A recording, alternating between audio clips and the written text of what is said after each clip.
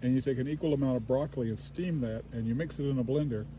And then there's like 15 different things you put in there, including brewer's yeast, eggs yolk, apple juice, Wow. etc., which all basically gives them a balanced diet.